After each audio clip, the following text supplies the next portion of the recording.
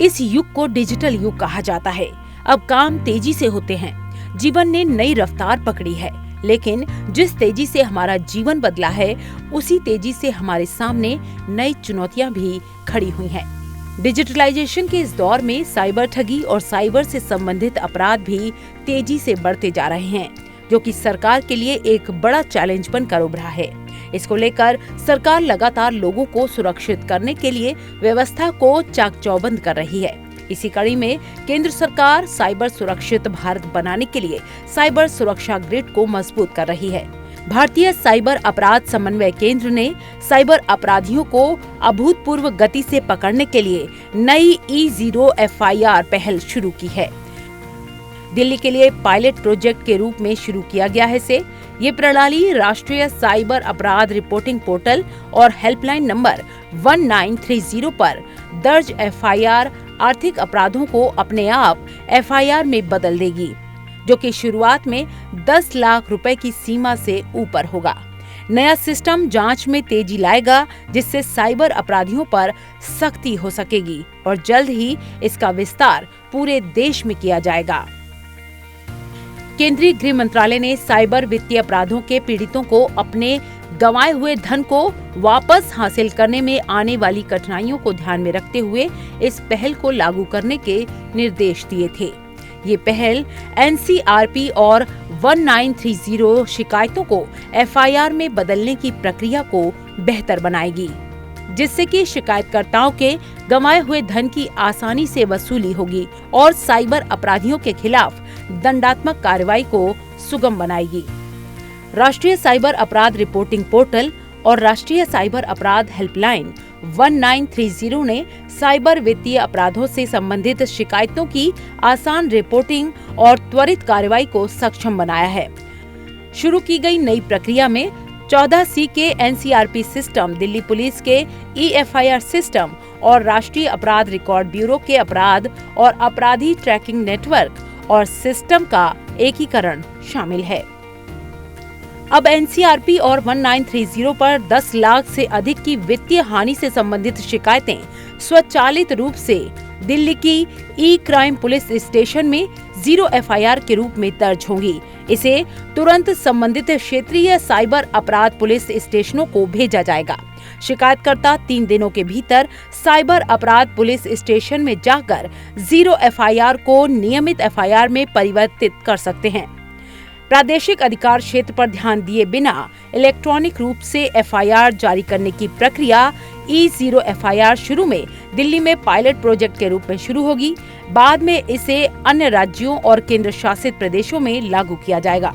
दिल्ली के E-क्राइम police station को NCRP पर दर्ज विशिष्ट प्रकृति की साइबर अपराध शिकायतों के लिए eFIR करने और उन्हें क्षेत्रीय पुलिस स्टेशनों में स्थानांतरित करने के लिए अधिसूचित किया गया है।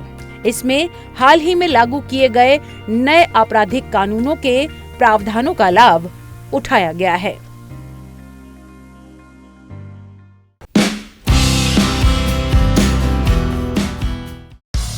जब कोई सुविधा आती है तो वो अपने साथ कुछ चुनौतियां भी लाती है। भारत इस वक्त डिजिटल ट्रांजैक्शन के लिहाज से हॉटस्पॉट बना हुआ है। दुनिया में सबसे ज्यादा डिजिटल ट्रांजैक्शन भारत में ही हो रहे हैं। डिजिटल पेमेंट के मामले में भारत की बादशाहत को पूरी दुनिया ने माना है। यहाँ तक तो सब ठीक है, लेकिन इन सब के बीच एक बड़ा चैलेंज भी सामने आ रहा है और वो है ऑनलाइन फ्रॉड का। देश में डिजिटल ट्रांजैक्शन आने के साथ साथ ऑनलाइन फ्रॉड के मामलों में भी बढ़ोतरी हो गई है। भारत में होने वाले 5 सबसे कॉमन ऑनलाइन फ्रॉड की बात करें तो रिमोट एक्सेस या स्क्रीन शेयरिंग फ्रॉड सबसे कॉमन है। स्कैमर्स आमतौर पर खुद को बैंक कर्मचारियों के रूप में पेश करते हैं, जो एक निश्चित सेवा को एनेबल करना चाहते हैं या आपके फोन पर किसी परेशानी को हल करना चाहते हैं।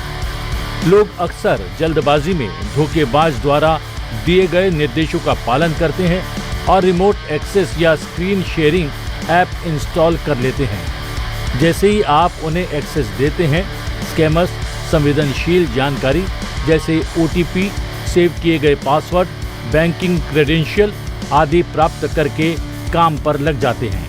यूपीआई यूजर को स्कैमर अक्सर ऐसे मैसेज भेजते हैं जिसमें उन्हें शानदार डील ऑफर की जाती है। इसके बाद वो थोड़ी बातचीत करते हैं और फिर पूछते हैं कि क्या वो ऑनलाइन पेमेंट करके प्रोडक्ट को बुक कर सकते हैं। इसके बाद यूजर खुशी खुशी उनको पेमेंट करने के लिए राजी हो जाते हैं और स्कैमर्स के जाल में फंस जाते हैं। ज्यादातर स्कैमर्स ग्राहकों को संपर्क करके उनसे क्यूआर कोड को स्कैन करने के लिए कहते हैं। स्कैमर्स लोगों को उनके फोन पर बैंकिंग एप्लीकेशन का उपयोग करने के लिए आश्वस्त करते हैं और जैसे ही यूजर कोड को स्कैन करते हैं उनके अकाउंट से स्कैमर पैसे चुरा लेते हैं। स्कैमर संस्थाओं से मिलती जुलती वेबसाइट बनाकर यूजर्स को बरगला सकते हैं। ऑनलाइन ट्रांजैक्शन और ई कॉमर्स के नए ग्राहक ऐसी वेबसाइट्स को पहचान करने और लेन देन को पूरा करने में विफल हो सकते हैं। मैसेजिंग ऐप और सोशल मीडिया पर ऐसी वेबसाइट्स का URL मिलना आम बात है। इसके अलावा स्कैमर यूजर को SMS ब्रॉडकास्ट करने के लिए बल्क मैसेजिंग सेवाओं का भी उपयोग करते हैं। क्रेडिट कार्ड धोखाधड़ी आम तौर पर तब होती है जब हैकर्स पैसे चुराने या खरीदारी करने के प्रयास में लोगों के क्रेडिट या डेबिट कार्ड का विवरण धोखे से हासिल कर लेते हैं। फर्जी कैश ऑन डिलीवरी, कैश कराने के नाम पर OTP शेयर कर धोखाधड़ी की जाती है। EMI सेटल कराने के नाम पर सेटलमेंट प्रोसेस के लिए एडवांस पैसा जमा कराने के नाम पर ठगी होती है। इसी तरह की ठगी सिम स्वैपिंग के जरिए हो रही है। फेसबुक और व्हाट्सएप हैक करके रिश्तेदारों से बात करके पैसे की मदद मांगकर ठगी की जाती है। ऑनलाइन पेमेंट के बारे में जानकारी कम होने के कारण अधिकांश लोग ऑनलाइन धोखाधड़ी का शिकार हो जाते हैं। थोड़ी सावधानी से इससे आसानी से बचा भी जा सकता है।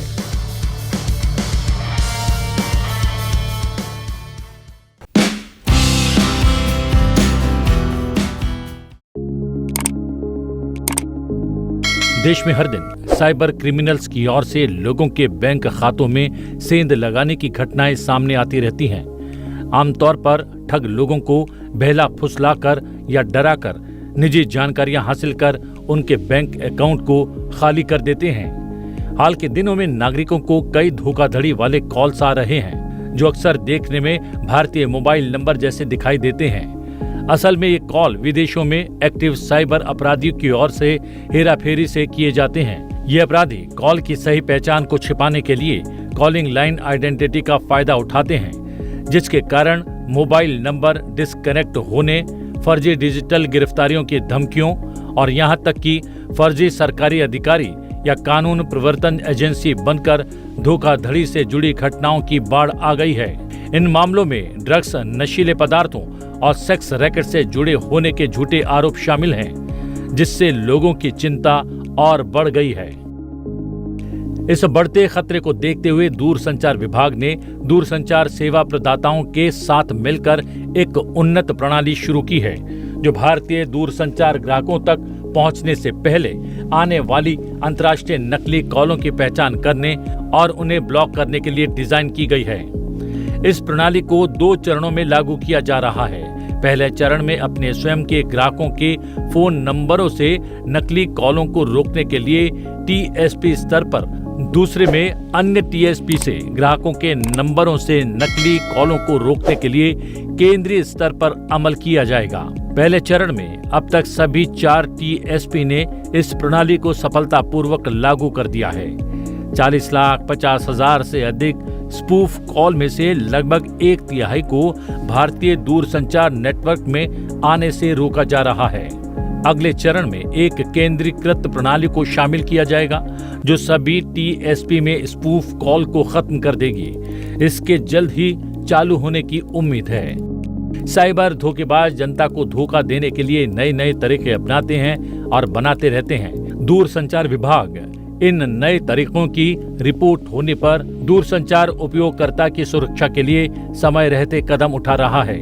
तेजी से विकसित हो रही तकनीक के इस दौर में दूरसंचार पारिस्थितिकी तंत्र को सुरक्षित और संरक्षित बनाने के लिए कई कदम उठाए हैं। हालांकि इन मजबूत सुरक्षा उपायों के बावजूद अभी भी ऐसे मामले हो सकते हैं जहां धोखेबाज दूसरे तरीकों से सफल हो जाते हैं। ऐसे मामलों में दूरसंचार विभाग नागरिकों को संदिग्ध धोखाधड़ी संचार की सक्रिय रूप से रिपोर्ट करने के लिए प्रोत्साहित करता है, ताकि दूरसंचार विभाग को साइबर अपराध, वित्तीय धोखाधड़ी के लिए दूरसंचार संसाधनों के दुरुपयोग की पहचान करने और रोकथाम में मदद मिल सके। इससे नागरिकों को छद्म पहचान, शोषण से बचाने और संभावित खतरों के खिलाफ सक्रिय कार्रवाई करने में मदद मिलेगी।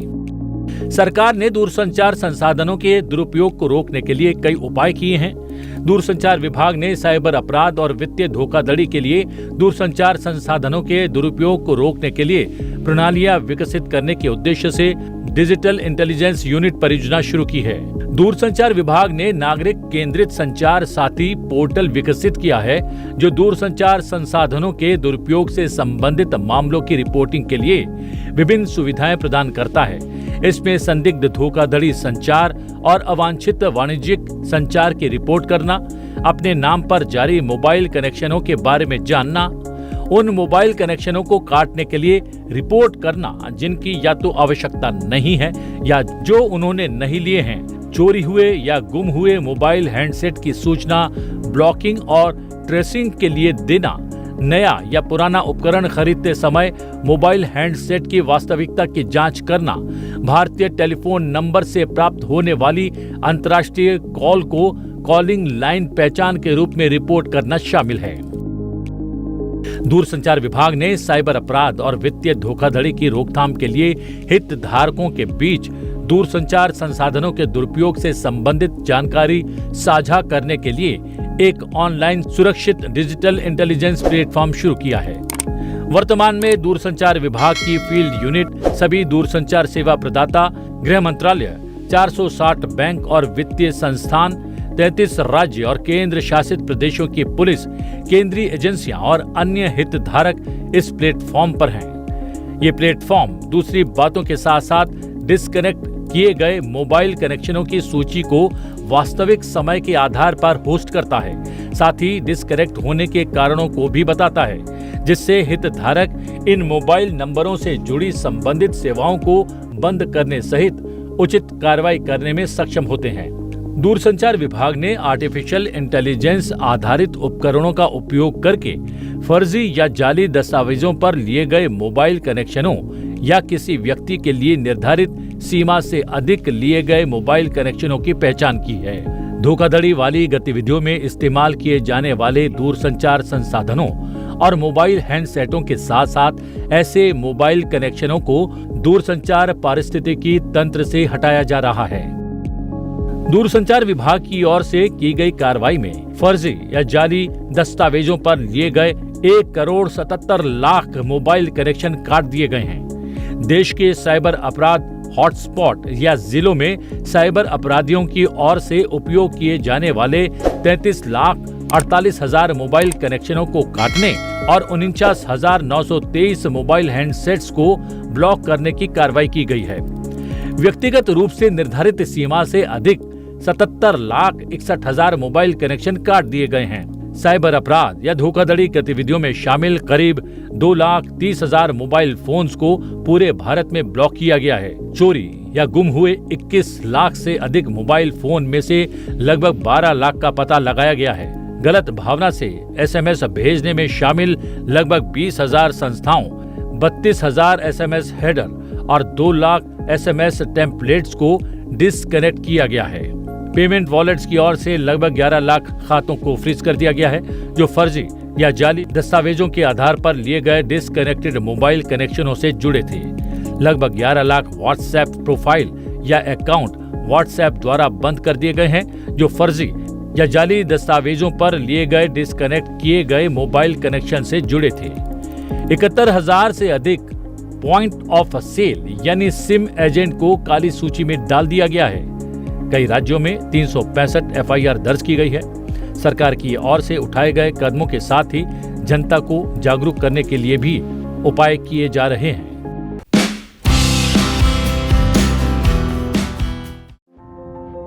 ऑनलाइन फ्रॉड की घटनाएं आम हो गई हैं। हर दिन कोई न कोई ऑनलाइन फ्रॉड का शिकार हो जाता है। हालांकि बेहद कम लोगों को मालूम होता है कि अगर ऑनलाइन फ्रॉड का शिकार हो जाएं तो उसकी शिकायत कैसे की जाए। तो बता दें कि ऑनलाइन फ्रॉड की शिकायत सीधे पुलिस स्टेशन में करनी चाहिए या फिर इसकी शिकायत national cyber crime reporting portal पर की जा सकती है। इसे खासतौर पर साइबर क्राइम के मामलों को रिपोर्ट करने के लिए डिजाइन किया गया है। अगर आप चाहते हैं कि आपके साथ हुए फ्रॉड पर तत्काल कार्रवाई करके मामले का निपटारा किया जाए तो आपको घटना के 24 घंटे के भीतर शिकायत दर्ज करानी चाहिए, जिससे पुलिस तत्काल प्रभाव से कार्रवाई कर सके। ऐसे में हो सकता है कि आपके साथ हुए फ्रॉड के पैसे तुरंत मिल जाएं। केंद्रीय गृह मंत्रालय ने महिलाओं और बच्चों के खिलाफ साइबर अपराधों पर विशेष ध्यान देने के साथ सभी प्रकार की साइबर अपराध घटनाओं की ऑनलाइन रिपोर्टिंग के लिए नागरिकों को एक केंद्रीकृत तंत्र प्रदान करने के लिए 30 अगस्त 2019 को राष्ट्रीय साइबर अपराध रिपोर्टिंग पोर्टल का संचालन किया है। इस पोर्टल पर रिपोर्ट की गई घटनाएं उन्हें एफआईआर में बदलना और उसके बाद की कार्रवाई को कानून के प्रावधानों के अनुसार संबंधित राज्य और केंद्र शासित प्रदेश कानून प्रवर्तन एजेंसी की ओर से नियंत्रित किया जाता है। नागरिक वित्तीय साइबर धोखाधड़ी रिपोर्टिंग और प्रबंधन प्रणाली को राष्ट्रीय साइबर अपराध रिपोर्टिंग पोर्टल के एक भाग के रूप में विकसित किया गया है। ये मॉड्यूल एक एकीकृत मंच प्रदान करता है जहां राज्यों, केंद्र शासित प्रदेशों की कानून प्रवर्तन एजेंसियों, सभी प्रमुख बैंकों और वित्तीय मध्यस्थों, भुगतान वॉलेट, क्रिप्टो एक्सचेंज और ई-कॉमर्स कंपनियों सहित सभी हितधारक त्वरित, निर्णायक और सिस्टम आधारित सुनिश्चित करने के लिए मिलकर काम करते हैं। पीड़ित के खाते से साइबर जालसाज के खाते में पैसा जाने से रोकने के लिए प्रभावी कार्रवाई की जाती है। इस प्रकार जब्त किया गया पैसा उचित कानूनी प्रक्रिया के बाद पीड़ित को वापस कर दिया जाता है। ये प्लेटफॉर्म धोखाधड़ी की आय को रोकने के लिए धोखेबाजों की ओर से दुरुपयोग किए जा रहे विभिन्न वित्तीय चैनलों की पहचान करने में सक्षम बनाता है। ऑनलाइन साइबर शिकायतें दर्ज करने में सहायता प्राप्त करने के लिए एक टोल फ्री हेल्पलाइन नंबर 1930 शुरू की गई है। Citizen financial cyber fraud reporting and management system की शुरुआत के बाद से दिसंबर 2023 तक करीब 13 लाख से अधिक शिकायतें दर्ज की गई हैं। अब तक 3,80,000 से अधिक शिकायतों पर 930 करोड़ से अधिक की वित्तीय राशि की बचत हुई है। नागरिक संचार साथी प्लेटफॉर्म पर उपलब्ध चक्षु सुविधा पर ऐसी कॉल की रिपोर्ट कर सकते हैं जिसमें संदिग्ध धोखाधड़ी कॉल, एसएमएस और व्हाट्सएप संदेशों के बारे में स्क्रीनशॉट, प्राप्ति का माध्यम, वांछित धोखाधड़ी की श्रेणी, ऐसे संदेश प्राप्त करने की तिथि और समय सहित विवरण प्रदान करना होता है। रिपोर्ट का एक ओटीपी आधारित सत्यापन किया जाएगा। चक्षु सुविधा नागरिकों को साइबर धोखाधड़ी से बचाने की दिशा में एक महत्वपूर्ण कदम है। ये सुविधा संदिग्ध गतिविधियों की रिपोर्ट करने के लिए एक सुव्यवस्थित प्रक्रिया प्रदान करके संभावित धोखाधड़ी का शीघ्र पता लगाने और रोकथाम में मदद करती है, जिससे उपयोगकर्ताओं को वित्तीय और व्यक्तिगत नुकसान से बचाया जा सकता है। इसी तरह संचार मंत्रालय के दूरसंचार विभाग ने दुर्भावनापूर्ण इनकमिंग कॉल रोकने और साइबर अपराधों और धोखाधड़ी से सुरक्षा के लिए सक्रिय अभियान चलाया है। विभाग ने नागरिकों को ऐसी फ्रॉड इनकमिंग कॉल से सावधान रहने की सलाह दी है, जिसमें उन्हें *401# और उसके बाद किसी अज्ञात मोबाइल नंबर को डायल करने के लिए कहा जाता है। ऐसा करने से नागरिक के मोबाइल से किसी अज्ञात मोबाइल नंबर पर बेरोक-टोक कॉल फॉरवर्डिंग सक्रिय हो जाती है। इससे सभी इनकमिंग कॉल धोखेबाज व्यक्ति को मिलने लगते हैं और इसका इस्तेमाल धोखाधड़ी के लिए किया जा सकता है। धोखेबाज व्यक्ति दूरसंचार ग्राहक को कॉल करता है और उनके दूरसंचार सेवा प्रदाता का ग्राहक सेवा प्रतिनिधि या तकनीकी सहायता कर्मचारी होने का ढोंग करता है। धोखेबाज व्यक्ति ग्राहक से कहता है या तो उनके सिम कार्ड में कोई समस्या है या नेटवर्क या सेवा की गुणवत्ता से संबंधित कोई समस्या है और उस समस्या को ठीक करने के लिए उन्हें एक विशिष्ट कोड डायल करना होगा। ये कोड आमतौर पर *401# से शुरू होता है और उसके बाद एक मोबाइल नंबर होता है। ग्राहक के ऐसा करने के बाद उनके मोबाइल फोन से बेरोक-टोक कॉल फॉरवर्डिंग सक्रिय हो जाती है और उनके फोन पर आने वाली सभी कॉल धोखेबाज व्यक्ति के मोबाइल नंबर पर भेज दी जाती है। इसके बाद धोखेबाज व्यक्ति सभी इनकमिंग कॉल प्राप्त करता है और इसका इस्तेमाल धोखाधड़ी के लिए किया जा सकता है। आपको पता होना चाहिए कि दूरसंचार सेवा प्रदाता अपने ग्राहकों को कभी भी *401 हैश डायल करने के लिए नहीं कहते हैं। अपने मोबाइल फोन की सेटिंग की जांच पर पता लगाएं कि कहीं कॉल फॉरवर्डिंग तो चालू नहीं है तथा ऐसा होने पर तुरंत कॉल फॉरवर्डिंग को बंद करें। इस सुविधा का उपयोग केवल आवश्यकता होने पर ही करें।